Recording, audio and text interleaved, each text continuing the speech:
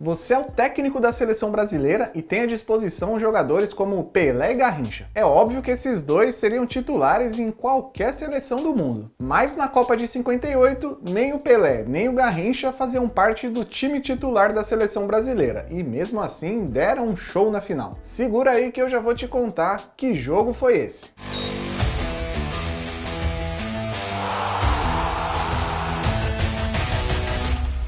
A nossa série sobre todas as finais de Copas do Mundo chega a 1958. E se você não assistiu os outros vídeos dessa série, já sabe, né? Só clicar aqui na playlist e maratonar tudo. Mas vamos falar da Copa de 58, que teve como sede a Suécia. E a Copa seria realizada pela segunda vez consecutiva na Europa, já que em 54 foi na Suíça. E a Suécia, por ser o país sede, já estava automaticamente classificada, assim como a Alemanha Ocidental, que foi a campeã da última Copa em 54. E a Copa de 58 previa 16 participantes. Então, como a Suécia e a Alemanha já ocuparam 2 vagas, sobravam 14 vagas para serem disputadas pelos outros países. 55 países se candidataram e a FIFA finalmente resolveu agir e acabou com aquela bagunça de países jogando Copa do Mundo sem disputar nenhum jogo na eliminatória. Que inclusive foi o caso do Brasil, que se classificou para Copas anteriores sem disputar nenhum jogo. Dessa vez, todos os países precisariam disputar pelo menos uma partida para carimbar o passaporte para a Suécia. E essa regra obrigou a FIFA a quebrar a cabeça num caso específico. Lá na Ásia, ninguém queria jogar contra Israel. Vários países como Indonésia e Turquia se recusaram a jogar contra a seleção israelense e aí a FIFA teve que jogar Israel para jogar contra países da África. Mas lá na África foi a mesma coisa. Sudão e Egito chegaram ali à fase final das eliminatórias africanas,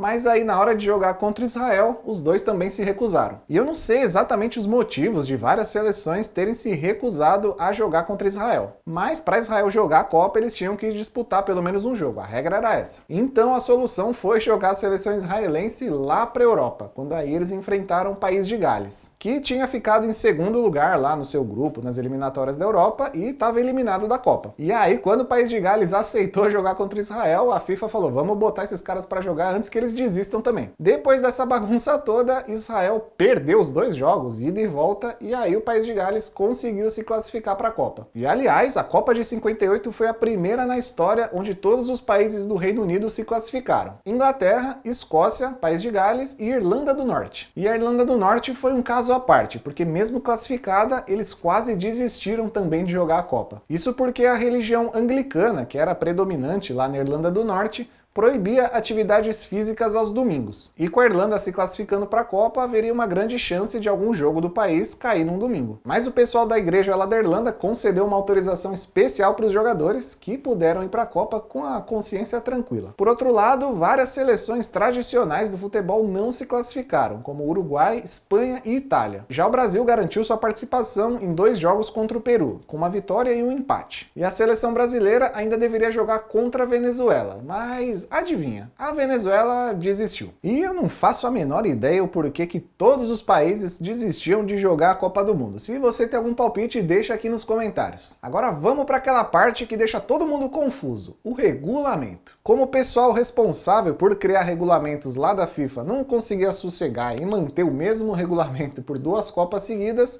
lá vou eu explicar o regulamento de 58. Os 16 países foram divididos em 4 grupos com 4 seleções cada um. Os 2 primeiros de cada grupo se classificavam para as quartas de final. Até aí, beleza, facinho de entender. O problema seria se 2 seleções de um mesmo grupo acabassem com o mesmo número de pontos. E aí, como é que ia fazer? A FIFA usava a regra do jogo de desempate, ou seja, se 2 seleções terminassem no mesmo grupo com o mesmo número de pontos, eles teriam que jogar um jogo extra. E se esse jogo extra terminasse empatado, aí seria levado em conta o saldo de gols de cada um. E se mesmo assim terminasse empatado, aí não teria jeito, seria decidido tudo num braço de ferro. Não, mentira, seria realizado um sorteio. Mas felizmente em 58 o sorteio não precisou ser utilizado. O Brasil ficou no grupo 4, ao lado de Áustria, Inglaterra e União Soviética. Os soviéticos apareciam como um dos favoritos a ficarem com o título, principalmente por terem ficado com a medalha de ouro no futebol nas Olimpíadas de 56. E outros 2 países que estavam cotados para ganharem a Copa eram a Hungria e a Inglaterra. Mas os 2 tiveram problemas antes da Copa começar. 2 anos antes da Copa, em 56, rolou lá na Hungria a Revolução Húngara, com a população do país se rebelando contra as políticas do do governo húngaro e da União Soviética. E com a forte repressão do exército soviético, milhares de pessoas tiveram que fugir da Hungria, incluindo vários jogadores da seleção húngara que acabaram indo parar na Espanha. E é o caso do maior jogador da história húngara, o Puskás, que jogou a Copa de 54 pela Hungria e depois se naturalizou espanhol para jogar a Copa de 62 pela Espanha. E outro país que chegou bem abalado, como eu falei, para a Copa de 58 foi a Inglaterra. A seleção inglesa era composta por vários jogadores do Manchester United. Voltando de um jogo da Iugoslávia, o avião que transportava o time do Manchester sofreu um acidente no aeroporto de Munique e vários jogadores, integrantes da comissão técnica, acabaram morrendo. Por conta disso, a seleção inglesa foi formada por vários jogadores veteranos e aí as chances do título inglês diminuíram bastante. Já o Brasil tinha um elenco forte, mas não estava ali entre os cotados para ficar com o título. O Brasil estreou contra a Áustria vencendo por 3-0. Já no segundo jogo, empate em 0-0 contra a Inglaterra. E esse foi o primeiro 0-0 da história das Copas do Mundo. E esse jogo foi tão ruim que o técnico brasileiro, Vicente Feola, decidiu mudar todo mundo. E para o terceiro jogo, que seria contra a União Soviética, saíam do time Joel, Mazzola e Dino Sani,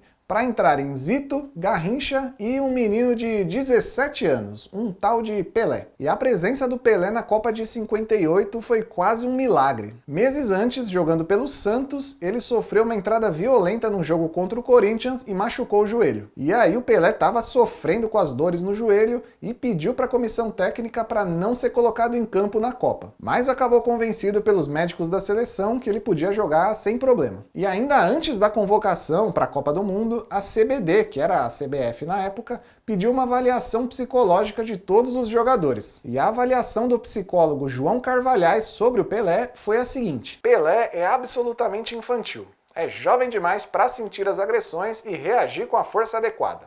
Não acho aconselhável seu aproveitamento. Mas também o cara tinha 17 anos, o que eles esperavam dele, né? Enfim, o Pelé foi escalado para jogar o terceiro jogo contra a União Soviética e o Brasil ganhou por 2-0, com 2 gols de Vavá, e se classificou para as quartas de final. Nas quartas, o Brasil enfrentou o país de Gales. Sim, aquele país lá que quase estava eliminado, aí só chegou na Copa porque teve que jogar contra Israel por causa daquele monte de desistência. Mas o jogo que parecia fácil foi o mais difícil da Copa até então. O Brasil venceu por 1-0 com um gol do camisa 10 da seleção, o Pelé. E o Pelé usar a camisa 10 na Copa de 58 foi só um acaso do destino. Dias antes da Copa começar, a delegação brasileira teve que enviar uma relação de todos os jogadores que estavam convocados. Mas aí eles esqueceram de colocar o número de cada jogador nessa relação. Então, os organizadores da Copa decidiram escolher o número do Brasil aleatoriamente. Tanto é que o goleiro Gilmar ficou com a camisa 3 e o zagueiro reserva, o Zósimo, ficou com a camisa 9. E o Pelé acabou ficando com a 10. Não tinha jeito, era para ser dele mesmo. Na semifinal, Brasil e França disputariam uma vaga na grande final. E aí, mais um show do menino Pelé. Vitória por 5-2, com direito a 3 gols do futuro rei do futebol. Um dos gols da França foi marcado pelo Just Fontaine, que foi o artilheiro da Copa com 13 gols, e esse recorde até hoje não foi alcançado. Enfim, o Brasil chegava à sua primeira final de Copa do Mundo. E não, o Brasil não jogou uma final de Copa do Mundo em 50. Clica aqui nesse link do card que eu explico melhor. Do outro lado estavam os suecos, os donos da casa. E antes mesmo da bola rolar, já começava a confusão. Tanto o Brasil quanto a Suécia usavam as mesmas cores de uniforme, camisa amarela e calção azul. E para definir quem iria jogar com o uniforme principal, iriam fazer um sorteio. Os dirigentes brasileiros acharam que seria um desrespeito obrigar os suecos, os donos da casa,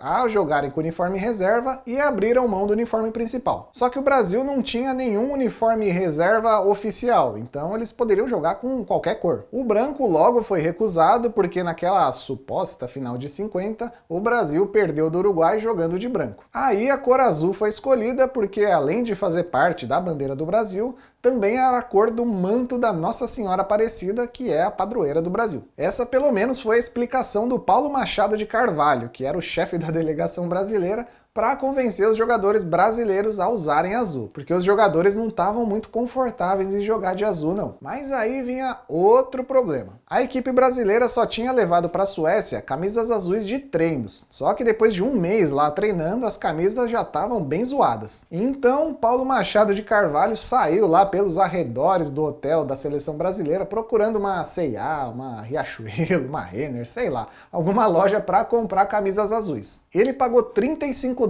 em 13 camisas azuis e aí eles recortaram, arrancaram os escudos da CBD e a numeração das camisas amarelas e costuraram nas camisas azuis. E pronto, o Brasil estava com o uniforme prontinho para jogar Made in Suécia. Confusões de moda esclarecidas, Brasil e Suécia entravam em campo no dia 29 de junho de 58 no estádio Hassunda, na cidade de Solna, nos arredores de Estocolmo. E aqui no Brasil só foi possível acompanhar o jogo ao vivo pelo rádio. Inclusive eu vou deixar o link aqui embaixo da narração oficial lá da época que foi recuperada em 2012 pelo Museu da Imagem do Rio de Janeiro. Lá na Europa, 11 países tiveram a chance de assistir a Copa pela televisão e ao vivo. Em preto e branco, claro. Mas um cinegrafista em especial gravou imagens coloridas dessa final. E essas imagens históricas ficaram escondidas até 2013, quando a filha do cinegrafista Folke Wanström encontrou essas raridades e disponibilizou para o público. Infelizmente, esse cinegrafista não gravou o jogo completo em colorido. E infelizmente ele também não conseguiu gravar nenhum dos 7 gols da partida. Mas essas imagens são legais mesmo assim, e já eu falo um pouquinho mais sobre elas. Agora vamos pro jogo. Logo aos 4 minutos do primeiro tempo, o sueco Lidholm driblou o Orlando, depois driblou Bellini e chutou pro gol para marcar o primeiro da Suécia. E o gol sofrido logo no início do jogo parece que não abalou muito o psicológico dos jogadores brasileiros. Tanto é que o Didi aparece ali carregando a bola tranquilamente, levando para o meio do campo para o jogo recomeçar. Aos 9 minutos, o Garrincha recebe a bola dentro da área, corta para a linha de fundo e manda para o Vavá fazer o primeiro do Brasil. E o Pelé ainda mandou essa paulada aqui na trave do goleiro sueco antes do Brasil virar o jogo aos 32 do primeiro tempo. E o lance do segundo gol brasileiro foi praticamente um replay do primeiro. O Garrincha pega a bola, leva para a linha de fundo, cruza para a área e o Vavá marca. O jogo foi para o intervalo com o Brasil vencendo por 2-1. Logo aos 10 minutos do segundo tempo veio o gol mais bonito dessa final e talvez o mais bonito de todas as Copas do Mundo. O Nilton Santos manda a bola para a área, o Pelé mata no peito, dá um chapéu no zagueiro sueco e manda para o gol antes da bola cair no chão. 3-1 para o Brasil. Aos 23, o Zito chuta a bola para a área e ela desvia no zagueiro da Suécia. O Zagallo ganha a dividida e chuta na saída do goleiro Svensson para marcar o quarto gol brasileiro. Aos 35, a Suécia diminuiu com o Simonsson e eu acho que ele estava numa posição ali meio duvidosa, meio impedido, mas enfim, o gol foi validado. 4-2 para o Brasil. Aos 45 do segundo tempo, o Pelé dá esse passe de calcanhar para o Nilton Santos e corre para a área para esperar o cruzamento. Aí o Pelé cabeceia todo torto, todo desengonçado,